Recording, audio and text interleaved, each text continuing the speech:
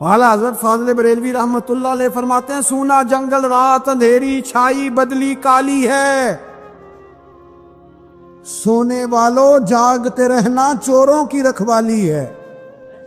سونے والوں جاگتے رہنا چوروں کی، یہاں تو لوگ ہمارے عقائد کو تباہ کر رہے ہیں، صحابہ اور اہل بیت کے بارے میں، حضور کی نسبتوں کے بارے میں، اور ہمیں فکر نہیں ہے۔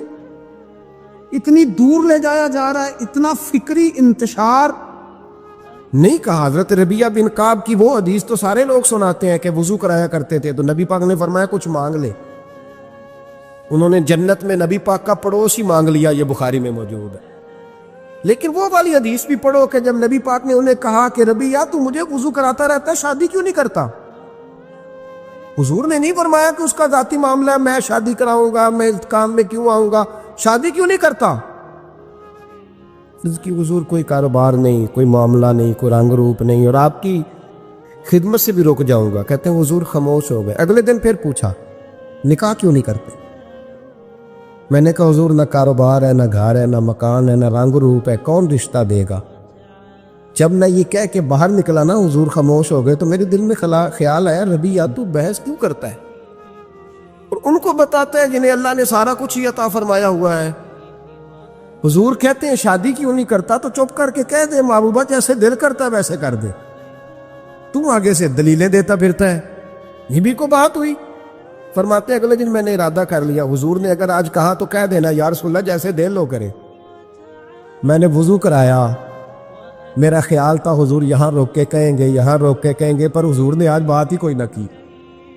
میں دیر تک سوچتا رہا یہاں کہیں گے، یہاں کہیں گے، پر آج حضور نے بات ہی نہ کی۔ میں پچھتا رہا تھا کہ 2 دن موقع ملا، میں نے ضائع کر دیا۔ فرماتے ہیں وضو پورا کرا کے جب میں باہر نکلا، دروازے تک پہنچا تو محبوب نے آواز دی، بات سن۔ میں ٹھہر گیا، فرمایا شادی کیوں نہیں کرتے؟ کہتے ہیں میرا تو دل پھولوں کی طرح کھل اٹھا۔ میں نے کہا یا رسول اللہ جیسے دل کرتا ہے کرا دے۔ نبی پاک علیہ الصلوۃ والسلام نے فرمایا فلاں قبیلے کے سردار کے پاس جا، اسے کہا اپنی بیٹی کا نکاح تیرے ساتھ کر۔ کہتے میں گیا، تھوڑی دیر کے لیے توقف کیا انہوں نے، لیکن پھر وہ راضی ہو گئے۔ میں واپس آیا، سنو یہ بھی اس کا ذاتی معاملہ ہے، لیکن نبی پاک نے دیکھا کہ اس کو ضرورت ہے میری، اس کا نکاح نہیں ہو رہا، گھر نہیں آباد ہو رہا، تو حضور نے پورا کردار ادا کیا۔ میرے محبوب کریم علیہ الصلوۃ والسلام نے حضرت حارثہ بن نعمان کو بلایا، فرمایا تیرا ایک مکان خالی ہے؟ کہ یا رسول اللہ ہاں۔ فرمایا یہ میرے ربیعہ کو دے دے، اس میں رہا کرے گا، دلہن کو لائے گا۔ حضرت بریدہ اسلمی کو بلایا، فرمایا ایک کھجور کی گٹھلی کے برابر سونا چاہیے۔ یا رسول اللہ کس لیے؟ فرمایا میرے اس غلام نے اپنی بیوی کو حق مہر دینا ہے۔ حضرت سیدنا عثمان غنی کو بلایا، تیسرے صحابی، فرمایا ایک مینڈے کا بندوبست تو نے کر کے دینا ہے۔ حضور کس لیے؟ فرمایا میں نے اپنے غلام کا ولیمہ کرنا ہے، بکرے کا بندوبست کر۔ ساری تیاریاں کر کے دیں۔ حضرت ربیعہ کہتے ہیں جب میں دلہن بیاہ کے گھر لایا تو میرے دوست یار رشتہ دار مبارک دینے آئے، کہنے لگے تیری کیا بات ہے، شادی بھی اعلیٰ خاندان، ولیمہ بھی، اور کھجور کی گٹھلی کے برابر حق مہر بھی۔ تو حضرت ربیعہ رو پڑے، فرمانے لگے میں تو کالا کلوٹا حبشی غلام تھا، سلام بھی کوئی نہیں لیتا تھا، مجھے مبارک نہ دو، میرے مصطفیٰ پہ درود و سلام پڑھو۔ یہ سارا حضور کا کرم ہے۔ کہتے ہیں اس کا ذاتی معاملہ ہے، بھئی سارا دن تیرے ساتھ رہتا ہے، اٹھتا ہے بیٹھتا ہے، تیری نوکری کرتا ہے، تو نے کبھی پلٹ کے دیکھا ہی نہیں، تو نے کبھی اشک شوئی نہیں کی، تو نے اتنا ٹائم ہی نہیں دیا کہ تیرے کندھے پہ سر رکھ کے رو سکے، تیری توجہ ہی نہیں۔ نبی رحمت علیہ السلام دائیں بائیں والوں، آگے پیچھے والوں کا خیال رکھتے، جہاں جس کو ضرورت ہوتی حضور اس کی ضرورت میں پہنچتے، اشک شوئی کرتے، نبی پاک پیار کرتے۔ کہتے ہیں اس کا ذاتی معاملہ ہے، میں کیا کروں؟ سنو، حضرت جابر بن عبداللہ رضی اللہ تعالیٰ عنہ کے جو والد تھے نا حضرت عبداللہ بن عمر رضی اللہ تعالیٰ عنہ، وہ اعلیٰ ترین احد کے شہید ہیں کہ نبی پاک فرماتے ہیں رب کریم نے خود ان سے گفتگو فرمائی ہے، خود ان سے گفتگو کی اللہ تبارک و تعالیٰ نے۔ حضرت جابر بن عبداللہ کے والد عبداللہ بن عمر احد میں شہید ہو گئے۔ 6 یا 10 مہینے تھی ان کی، قرضے چڑھ گئے، کاروبار میں نقصان ہو گیا۔ ضروری نہیں کہ کوئی آدمی دھوکے باز ہی ہو تو وہ مقروض ہوتا ہے، یہ ضروری نہیں۔ تلک الایام نداولھا بین الناس، اللہ لوگوں کے دن پھیرتا ہے، حالات تبدیل کرتا ہے۔ اب سیابی پہ کچھ شک کر سکتا ہے؟ لیکن حضرت جابر کہتے ہیں اتنا قرضہ چڑھ گیا کہ ایک ایک بال میرا قرضے میں ڈوب گیا۔ قرضے بڑے دینے تھے، مقروض آتے، تنگ کرتے۔ خود نبی کریم علیہ السلام نے فرمایا ہے کہ جو مقروض ہوتا ہے وہ قیدی ہوتا ہے، جب تک قرض دے نہیں لیتا اتنی دیر تک وہ آزاد نہیں ہوتا۔ حضرت جابر ابن عبداللہ کہتے ہیں میرے باغ میں کھجوریں پکی تھی، یہ بخاری میں بھی ہے، کنز العمال میں بھی ہے، ابن کثیر میں بھی ہے، امام حلبی نے سیرت حلبیہ میں بھی لکھا ہے، 20 درجنوں کتابوں میں آپ کو روایت ملے۔ فرمانے لگے کھجوریں جب میری پک کے تیار ہو رہی تھی تو مقروض جب پیسے لینے آتے تو میں کہتا قرضے یہ کھجوریں پکتی ہیں تو دیتا ہوں۔ یہ ہم پنجاب کے لوگ کیا کہا کرتے تھے، ہاڑی سونی جی، یہاں چاول کی فصل پہ، یہاں گندم کے، ہم نے تو کپڑے لیے ہوتے تھے ادھار دکانوں سے کہ فصل پکتی ہے تو پھر دے دیتے ہیں، کہ کھجوریں پکتی ہیں تو دیتا ہوں۔ فرماتے پتہ مجھے بھی تھا کھجوریں زیادہ تھوڑی ہیں اور جن کے پیسے دینے ہیں وہ پیسے، فرماتے ہیں کھجوریں پک گئی، اتاری تو یہ تو 11 گنا بھی اور ہو تب بھی قرضہ نہیں اترتا۔ کہتے ہیں میں نے دوستوں سے، یاروں سے، رشتہ داروں سے، وہ جو کہتے ہیں نہیں کوئی حکم ہوا تو بتانا، پھر جس دن بندہ حکم بتاتا ہے اس دن کہتے ہیں آج سویرے ہی بچہ پیسے لے گیا، یہ تو 2 گھنٹے پہلے بتاتا تو تیرا کام، ہنس رہے ہیں آپ بیچ بیچ میں سے، 2 گھنٹے بس لیٹ ہیں آپ، بلکہ کئی تو پونے گھنٹے کا ٹائم دیتے ہیں، کہتے ہیں پونا گھنٹہ پہلے تو آ جاتا تو تیرا کام بس۔ اور جب بھی آپ فون کرو سے اگلی دفعہ کرے تو پھر شاید آدھے گھنٹے کا ٹائم دے دیں کہ آدھا گھنٹہ ہو گیا تو لیٹ ہو گیا، ورنہ کام بالکل تیار تھا۔ اور ہمارے زمانے میں تو دوستی قائم رکھنی ہے تو صرف اس سے رہ سکتی ہے جسے آپ کام نہ بتائیں، حالانکہ اس دوست کا کیا مطلب، دنیا تے جو کام نہ آیا اوکھے سوکھے ویلے، اس بے فیضے سنگی کولوں بہتر یار اکیلے، کیا مطلب ہے، کام بتایا تو رفو چکر ہو گیا، مانا کیا ہوا اس بات۔ میرے رسول کائنات علیہ السلام کے صحابی کہتے ہیں سب سے کہا پر کسی نے نہ سنی، جب میں تھک گیا نا تو میں دروازہ رسول پہ چلا گیا، یا رسول اللہ یا رسول اللہ یا رسول اللہ، حضور قرضے زیادہ ہیں، کھجوریں کم ہیں، یہودیوں کے پیسے ہیں وہ مانتے نہیں، نبی پاک نے فرمایا ان سے کہو تھوڑے تھوڑے لے لے باقی پھر دے، حضور نہیں مانتے۔ حضور کہہ سکتے تھے سلمان جاؤ بات کر کے آؤ، جاؤ بلال صہیب جاؤ، کون جاتا ہے مقروضوں کی سفارش کرنے، کہتا ہے بھائی میں نہیں بیچ میں آؤں گا، اتنے پیسے او ہو، میں اپنے موبائل فون بند کر جاتے، کو پوچھے نہ۔ لیکن نبی کریم علیہ السلام نے فرمایا سنو، خود رسول پاک، خود نبی پاک نے، حضور نے فرمایا چل میں تیرے ساتھ چلتا ہوں، چل میں تیرے ساتھ چلتا ہوں، مقروض کے ساتھ، امیر کے ساتھ نہیں، اس کے ساتھ نہیں جس نے پیسے لینے ہیں، بلکہ حضور مقروض کے ساتھ، گرے ہوئے کے ساتھ چلے، چل میں چلتا ہوں۔ یہودی تک گئے، فرمایا کچھ لے لے، یہ بیچارہ دھوکے باز نہیں الجھ گیا ہے، غربت، کچھ لے لے باقی پھر دے دیں گے۔ کہنے لگا سارے ہی لینے ہیں۔ جب اس نے بات نہ مانی تو پھر یہ اللہ کے رسول ہے نا۔ اعلیٰ حضرت فرماتے ہیں میرے کریم سے گر قطرہ کسی نے مانگا، دریا بہا دیے، دوربے بہا دیے۔ یہ دوربے کیا ہوتے ہیں؟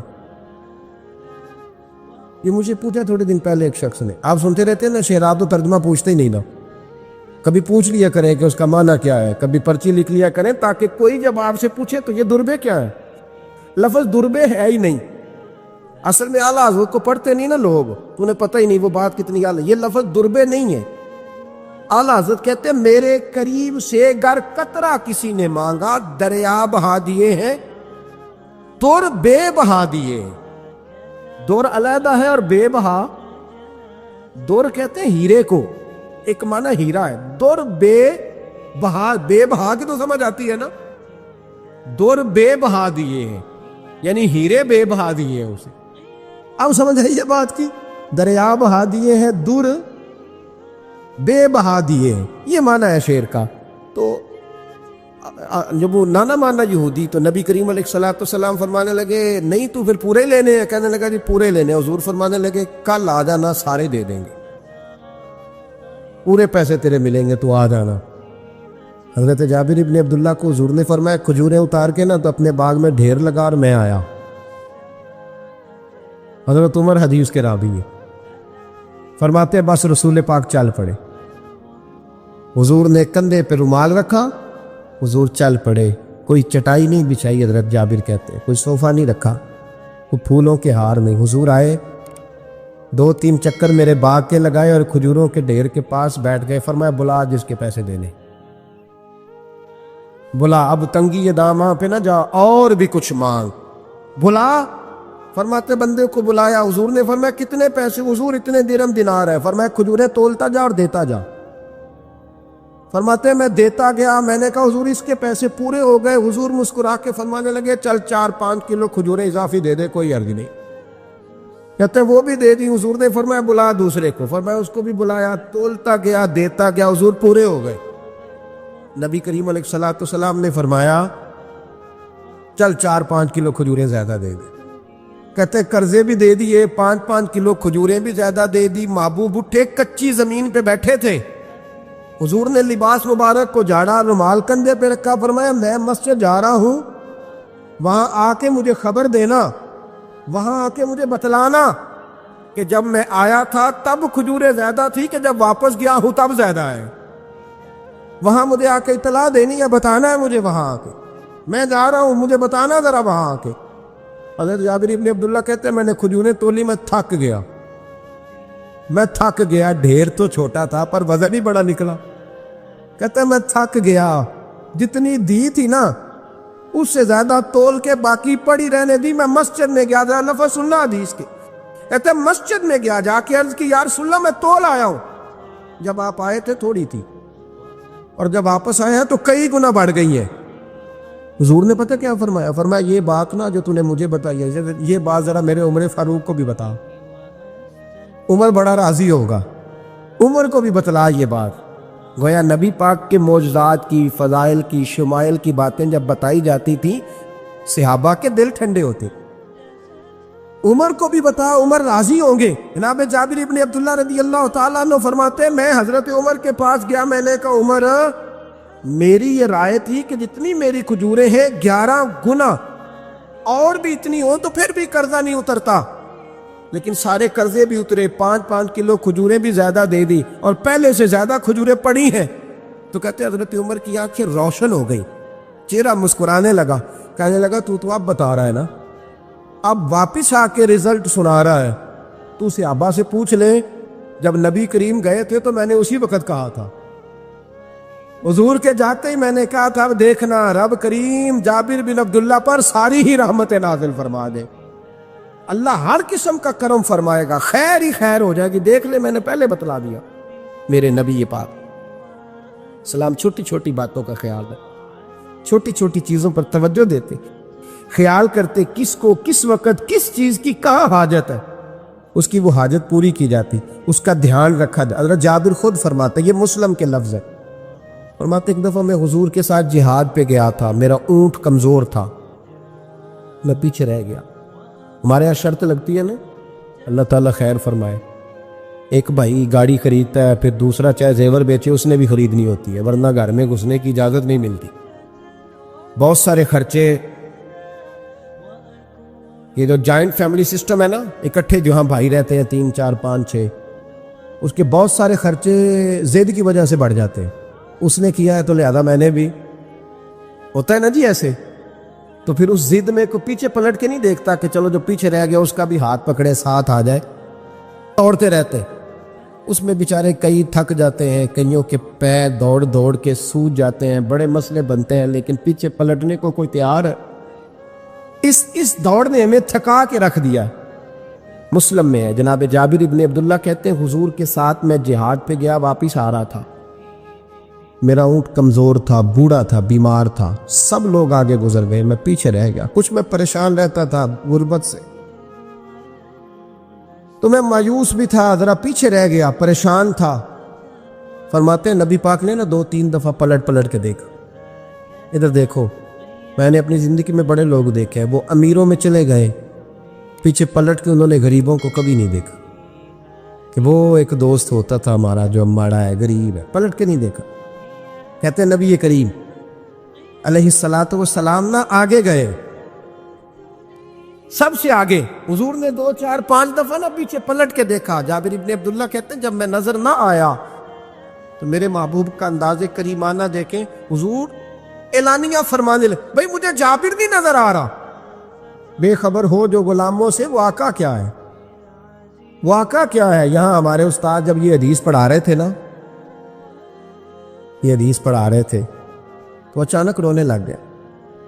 میں نے کہا حضور کیا ہوا، رو کیوں پڑے؟ تو کہنے لگے یار سوچتا ہوں جو محبوب جہاد سے واپسی پر اپنے غلاموں کو نہیں بھولے، وہ میدان محشر میں کیسے بھول جائے؟ وہ وہاں بھی پوچھیں گے فلانا کدھر گیا، فلانا کدھر گیا، ایک ایک کا نام لیں گے۔ حضور نام لیں گے ہماری موج بن جائے گی۔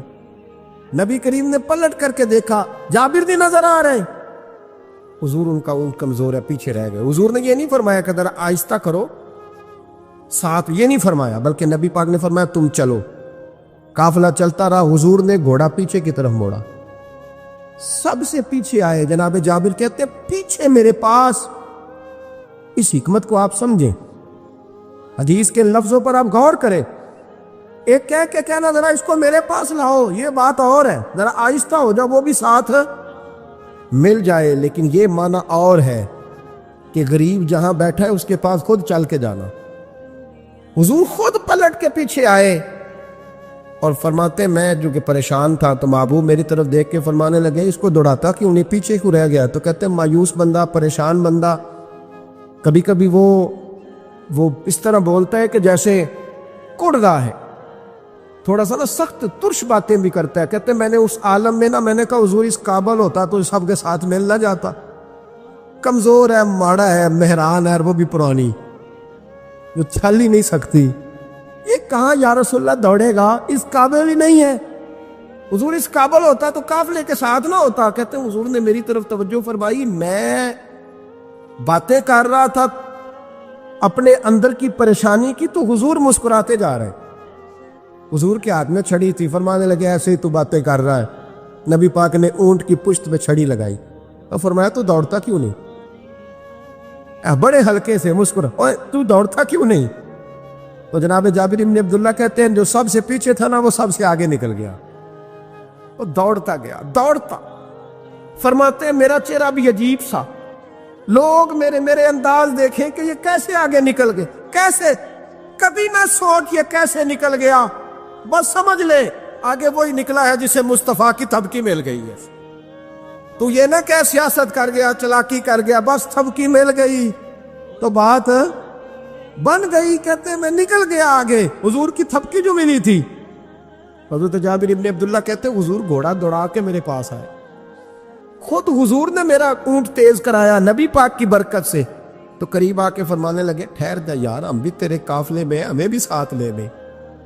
فرماتے اب تو میں رو ہی پڑا کہ خود بھیک دے، خود ہی کہے منگتے کا بھلا ہو، ٹھہر جا یار ہمیں بھی ساتھ لے لے۔ جناب جابر بن عبداللہ رضی اللہ تعالیٰ عنہ فرماتے کہ جگہ پڑاؤ کیا، رکے، ٹھہرے کھانے پینے کو، نماز پڑھنے۔ نبی کریم نے مجھے بلایا، میں حاضر ہوا تو کہا یا رسول اللہ حضور حکم؟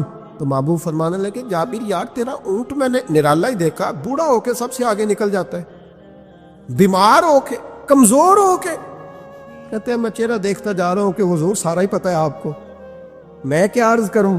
تو محبوب فرمانے لگے پسند آ گیا، بیچ نہیں دیتے میرے ہاتھ؟ یا رسول اللہ آپ رکھ لیں، حضور آپ کا یہ۔ فرمایا نہیں میں پیسے دوں گا۔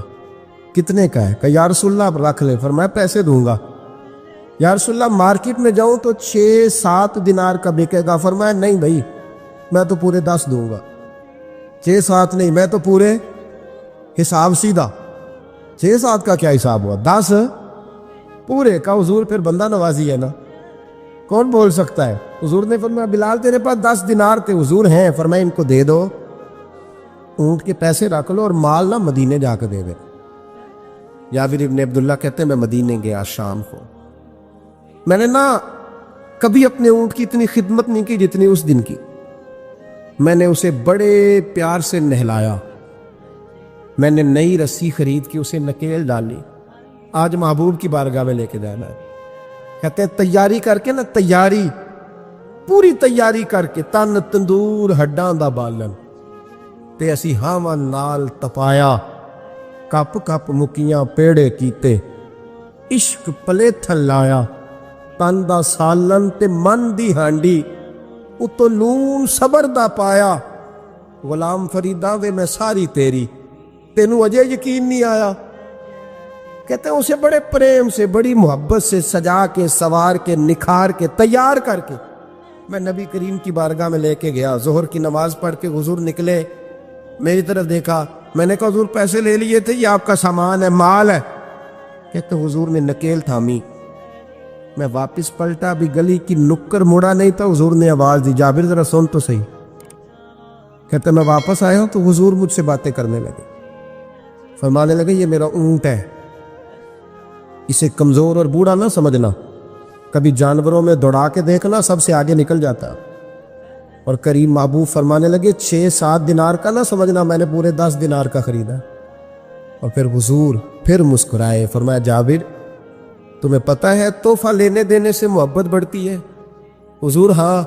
فرمایا رکھ لو، میں تمہیں تحفے میں دینا چاہتا ہوں، رکھ لو، میں تحفے میں دینا چاہتا ہوں۔ جناب جابر ابن عبداللہ کہتے ہیں میں واپس لوٹ رہا تھا، رو رہا اور کہہ رہا تھا جیسا نبی اللہ نے مجھے دیا، جیسا رسول اللہ نے، سب سے اولا ہو اعلیٰ ہمارا علم۔ آنکھیں بند کر کے جھوٹ کی زندگی جی کے، اپنے ساتھ بددیانتی کر کے، دھوکہ دے کے، اپنے آپ کو دائیں بائیں، اپنے آپ کو کہیں مصروف رکھ کے کچھ وقت ضائع تو کر لیتے ہو، پر تمہیں پتہ تو ہے نا کہ عبادت اللہ کی کرنی، تمہیں اس کی خبر ہے۔ میرے رسول پاک علیہ وسلم نے فرمایا بندہ اللہ کے سب سے قریب اس وقت ہوتا ہے جب وہ سجدے کی حالت میں ہوتا ہے۔ کس کے قریب ہوتا ہے؟ اللہ کے سب سے قریب ہوتا ہے، وہ بڑا نیڑے ہے رب کے، بڑا قریب ہے، اس لیے کہ وہ حالت سجدہ میں، وہ جب سجدے کرتا ہے نا، اس کی بارگاہ میں جب جھک جاتا ہے۔ آپ ذرا سجدے کی کیفیت دیکھیں نا، زبان بھی یہاں ہے، آنکھ بھی یہاں ہے، کان بھی، عقل بھی ساری، اس نے سارا کچھ رکھ دیا سجدے۔ آپ وہ کبھی پیچھے جائیں تو دیہاتوں میں کہا جاتا تھا ناک سے نکیریں نکالو، بہت بڑی سزا ہوتی تھی نا، ناک سے لکیریں نکالو، بڑی سزا ہوتی تھی۔ تو اس نے کہا مالک مجھے کسی نے کہا نہیں، پر دیکھنا میں نے رکھ دی ساری عقل سجدے میں، اور رکھ کے کہا کیا؟ سبحان ربی یا اللہ، اللہ میں پست ہوں تو اعلیٰ، اللہ تو میرا رب ہے اور تو سب سے اعلیٰ اتنا۔ اور فرمایا جب یہ اس کیفیت میں ہوتا ہے تو پھر یہ اپنے رب کے قریب ہوتا ہے۔ میرے نبی کریم علیہ الصلوۃ والسلام نے مصلی سے دل لگانے کا درس دیا، حضور نے توجہ دلائی، صحابہ اس ذوق کے حامل لوگ تھے، وہ کوشش کرتے تھے۔ جناب صدیق اکبر رضی اللہ تعالیٰ عنہ کا عبادت کا مزاج ہمیشہ قائم رہا۔ حضرت عمر فاروق ساری رات اللہ کے حضور کھڑے رہے۔ حضرت عثمان غنی رضی اللہ تعالیٰ عنہ عشاء کی نماز پڑھ کے 2 رکعتوں کی نیت باندھتے تھے، 15 سپارے پہلی رکعت میں پڑھ دیتے اور 15 سپارے قرآن مجید کے دوسری رکعت میں پڑھ دیتے۔ آپ نے نا حضرت عمر فاروق کے وصال کے بعد ان کی ایک بیوہ سے نکاح کیا، حضرت عثمان غنی نے نکاح کیا۔ وہ خاتون آپ کے نکاح میں آئیں تو عرض کرنے لگی امیر المومنین میرے لیے اعزاز تو بہت ہے کہ میں امیر المومنین کی بیوہ تھی تو امیر المومنین کی منکوحہ ہو گئی ہوں، لیکن حضور نہ تو میں جوان ہوں کہ میرے اندر رغبت ہوتی اور نہ میں اب اس قابل ہوں کہ کوئی خدمت کر سکوں، میرے ساتھ نکاح کی وجہ کیا بنی؟ عثمان غنی رو پڑے، فرمانے لگے میں نے عمر فاروق کو مسجد میں اپنے رب سے ڈرتے ہوئے دیکھا، میں نے اسے روتے ہوئے دیکھا، عدل کرتے دیکھا، انصاف کرتے دیکھا، امت کی خیر خواہی کرتے دیکھا۔ تمہارے ساتھ نکاح اس لیے کیا ہے کہ تم مجھے یہ بتاؤ کہ عمر فاروق گھر کے اندر اپنے رب کو کیسے راضی کرتے، گھر کے اندر کیسے راضی کرتے تھے، وہ طریقے بتلاؤ، تم بتاتی جانا اور میں بھی اسی طرح گھر میں عبادت کروں۔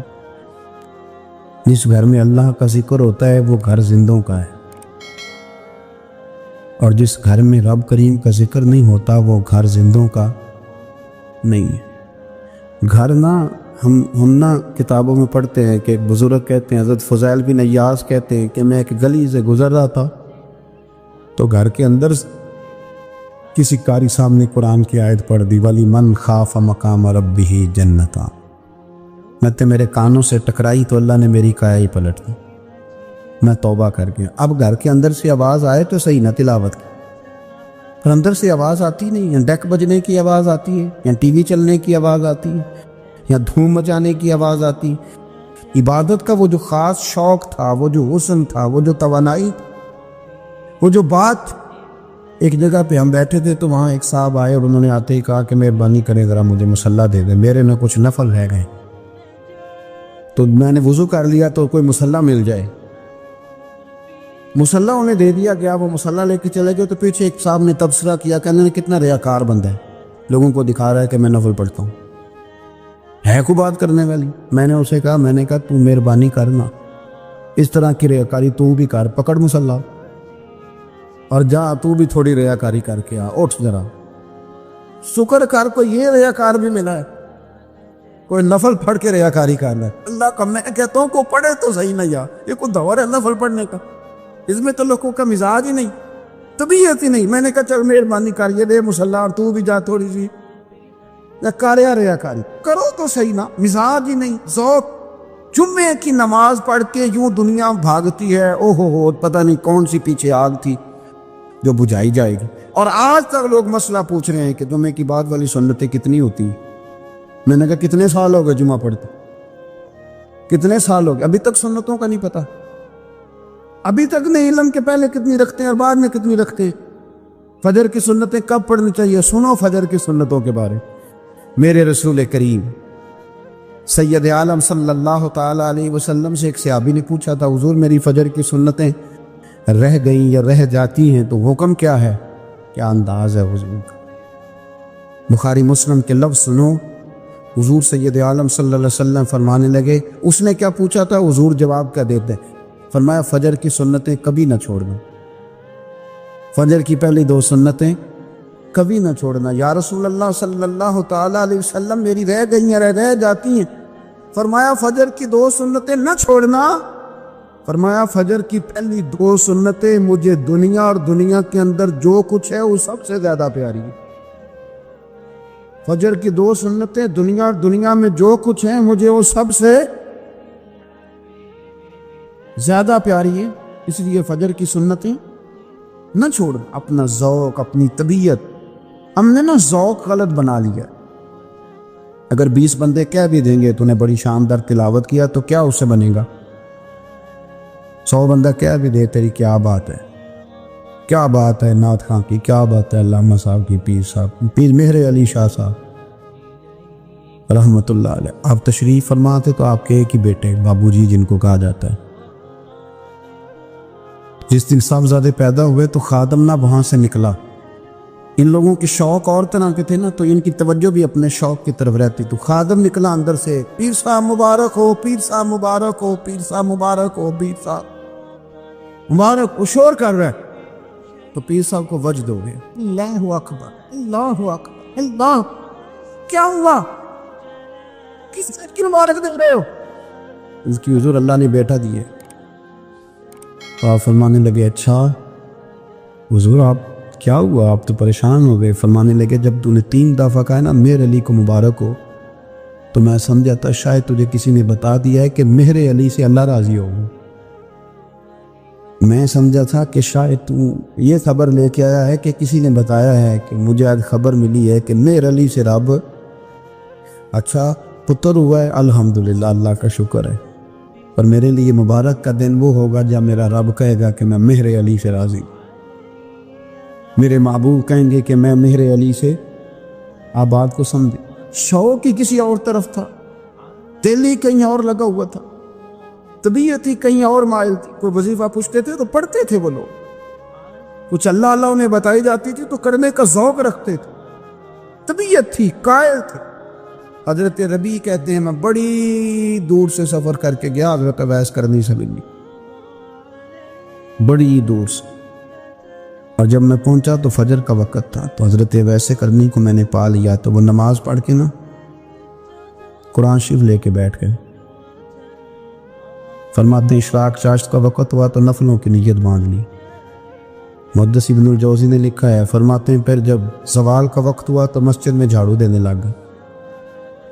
زور کی نماز پڑھ کے تو عصر کی تیاری تک وہ مسجد میں بیٹھے رہے، اور میرے نبی پاک علیہ السلام نے فرمایا جو نماز کے انتظار میں بیٹھا ہو وہ نماز ہی میں ہے، وہ نماز ہی میں ہے۔ فرمایا میری دنیا، میری امت کی جو رہبانیت ہے نا وہ اتنی ہے کہ نماز کا انتظار کرے، اذان کے بعد نماز کا یہ راہب ہے، یہ اس وقت چھوڑ کے بیٹھے ہیں ذرا۔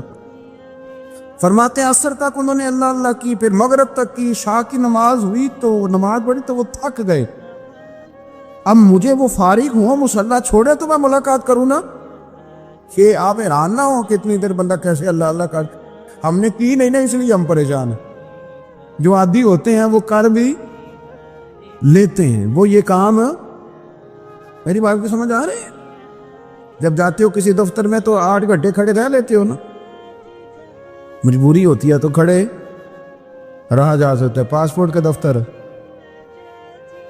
بولیے امیگریشن کی لائنوں میں، اور میں نے تو ایمبیسیوں میں بندے 12 گھنٹے پہلے جا کے کھڑے دیکھے، رہ لیتے ہیں کھڑے۔ تو اگر ان کاموں کے لیے رہا جاتا ہے تو اللہ رسول کے لیے بھی کھڑے رہا جا سکتا ہے۔ تو فرمانے لگے کہ جب عشاء کی نماز کے بعد آخر انسان تھے، تھک گئے، نیند کا غلبہ ہوا تو تھوڑی ایسے آنکھ بند ہوئی تو کھلی تو رونے لگے۔ حضرت ویسے کر دیا، رو کے کہنے لگے مالک مجھے غافل تو نہ کر، ابھی میں نے کیا بھی کچھ نہیں، دن ختم ہو گیا، کوئی نفل نہیں، کوئی اللہ اللہ نہیں، اللہ مجھے غافل نہ کر، میری مدد فرما۔ فرماتے ہیں جب وہ روئے تو میرے ساتھ جو شخص تھا میں نے کہا اٹھو چلیں، کہنے لگا حضور ملا نہیں، فرمایا جو میں لینے آیا تھا وہ مجھے مل گیا ہے، جو میں ان سے سیکھنے آیا تھا وہ مجھے نصیب ہو گیا، اب اور میں نے کیا لینا، ختم ہو گئی بات، اٹھو چلیں۔ اللہ کے بندوں نے حضرت ربیعہ بن کعب اسلمی رضی اللہ تعالیٰ عنہ فرماتے ہیں، کہتے ہیں جب بنو قریظہ اور بنو نذیر یہودیوں کے ساتھ حضور علیہ السلام نے جنگ کا اعلان فرمایا تو وہ دشمن ہو گئے، ہمیں خطرہ تھا کہ وہ رات کو کہیں محبوب کو تکلیف نہ دیں، تو کچھ لوگ نا تلواریں لے کے نبی پاک کے دروازے پہ پہرے داری کرتے تھے۔ گن مین رکھنا حرام نہیں، اگر کسی کو واقعی خطرہ ہو تو اس کے لیے سنت بھی ہے۔ حضرت علی المرتضیٰ تلوار لے کے حضور کے گھر کا پہرا دیتے تھے۔ حضرت ربیعہ بن کعب اسلمی رضی اللہ تعالیٰ عنہ فرماتے ہیں کہ رات میری ڈیوٹی تھی کہ میں حضور کے گھر کا پہرا دوں گا، تو فرماتے ہیں میں باہر سن رہا تھا، ساری رات ہی میرے نبی پاک نے اللہ کی تسبیح پڑھی، ساری رات، کبھی تسبیح، کبھی تہلیل، کبھی تحمید، کبھی تکبیر، ساری رات۔ فرماتے ہیں ساری رات حضور پڑھتے رہے اور ساری رات ہی میں سنتا رہا، مجھے اونگ آ گئی، میری آنکھ لگ گئی، حضور ابھی پڑھ رہے تھے، میں تھک کے سو گیا۔ اور فرماتے ہیں جب میری آنکھ دوبارہ سے کھلی تو میرے کانوں میں پھر کوئی چیز گونجی، تو میں نے کان لگایا تو میرے حبیب ابھی بھی اللہ کو یاد کر رہے۔ ساری رات حضور رب کی عبادت کرتے، اسی لیے تو کہا یا ایھا المزمل قم اللیل الا قلیلا، حبیب ساری رات تو نہ جاگا کر، تھوڑا آرام بھی کر لیے گا۔ میرے بھائی اپنا مصلی، اپنی عبادات، اپنے وظائف، اللہ اللہ جو آپ نے کسی سے سیکھی ہے اس کو کبھی کمزور نہ ہونے دیں۔ شجرہ شریف جو کسی بزرگ سے آپ لے لیتے ہیں تو کیا رسم ہے کوئی؟ اس پہ کچھ لکھا ہوتا ہے، وہ پڑھنے کے لیے دیا جاتا ہے، اس پہ لکھا ہوتا ہے کہ یہ اللہ اللہ آپ نے کرنی ہے۔ انسان پر اگر کوئی شخص نیکی کر دیتا ہے، احسان کر دیتا ہے، تو انسان اس کے سامنے پھر گردن نہیں اٹھا سکتا، یار یہ میرے مشکل وقت کا دوست ہے، اس نے میرے ساتھ نیکی کی، کبھی بھی گردن نہیں اٹھائے گا، جھکا کے رکھے گا۔ تو اگر عام کوئی نیکی کر دے تو اس کے سامنے انسان کبھی گردن نہیں اٹھاتا، تو جو رب ساری نعمتیں عطا فرمائے، جو کہے کہ تیری تخلیق میں نے کی، تجھ سے پہلوں کو بھی پیدا میں نے کیا، تیرے لیے زمین کا بچھونا بھی میں نے بچھایا، آسمان کی چھت بھی میں نے لگائی، تیرے لیے زمین سے ساری اناج کو، پھل کو، کھیتیوں کو نکالا بھی تیرے لیے۔ اب تو اس طرح کر کہ تو میری عبادت کر، تو میری بارگاہ میں جھک جا۔ بہت سارے نشے لوگوں کو لگے ہوئے ہوتے، ہر آدمی کوئی نہ کوئی نشہ کرتا ہے، کوئی دولت کا کرتا ہے، کوئی شہرت کا کرتا ہے، کوئی اپنی تعریف کا نشہ کرتا ہے، 2-4 لوگوں سے تعریف سن کے مطمئن ہو جاتا ہے۔ ناراض تو نہیں ہو گیا اس جملے سے؟ آپ کرتے ہیں لوگ دولت کا نشہ بھی۔ یہ جب نقصان ہوتا ہے تو بندے بیمار نہیں ہو جاتے؟ پیسے ڈوب جاتے ہیں تو لوگ بیمار نہیں ہو جاتے؟ تو اس کا مطلب یہ ہوتا ہے کہ نشہ ٹوٹ گیا ہے۔ اب بہک ہوئے ہیں نا تھوڑے سے تو کانپتے ہیں، تڑپتے ہیں، پریشان۔ نشہ ہی اسی طرح ہی کرتا ہے نا، نہیں ملتا تو پریشان ہوتا ہے۔ یہ سارے نشے ہیں، مختلف قسم کا نشہ۔ ہم مانتے نہیں اس بات کو، تسلیم نہیں کرتے، کیونکہ تسلیم کرنا بڑا مشکل کام ہے۔ اس کے لیے تو بڑی ساری چیزیں جو ہے وہ دبوچ کے اور بڑی سارے رستے پھلانگ کے آنا پڑتا ہے، تو بڑا مشکل ہے ماننا، ورنہ کرتے ہیں ہم، ہمارا مزاج ہے۔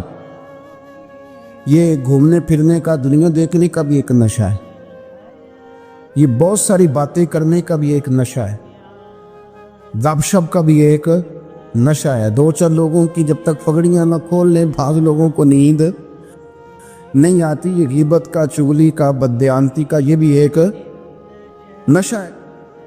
اگر آپ کو ہماری ویڈیو اچھی لگی تو ہمارے چینل کو سبسکرائب ضرور کریں۔